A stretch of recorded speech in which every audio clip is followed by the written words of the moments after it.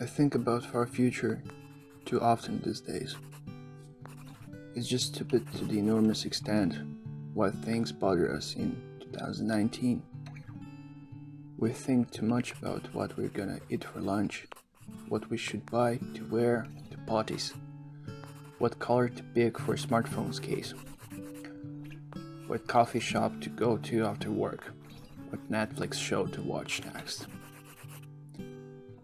I actually read somewhere that about 90% of our thoughts are on repeat from day to day in circles, where most of them repeat multiple times a day.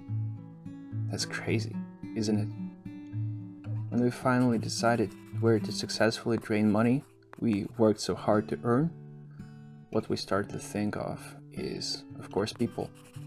And the interesting part is that we mostly spend our time for thinking of people we don't really want or need to think of, instead of thinking about someone important, like parents, relatives, friends.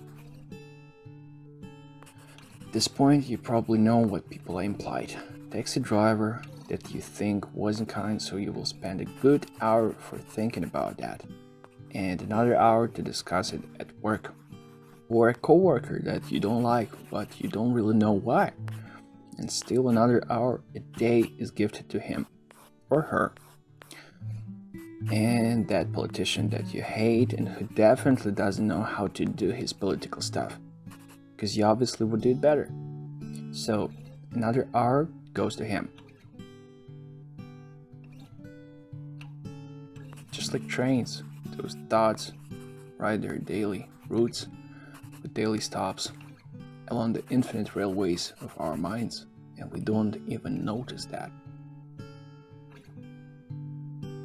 I was looking through the window that day, thinking that just in a couple of 100 years, someone with my last name might be sitting exactly like that near his computer, or whatever that thing is gonna be called, but on the moon, in the middle of the city, that would hold the name of someone brave who colonized that planet another 100 years prior to that day.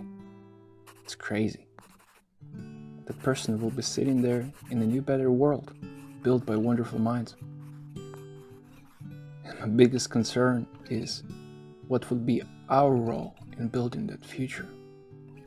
What are we going to contribute now to ensure that world will be shining bright for that people with our last names? And whether we will at all.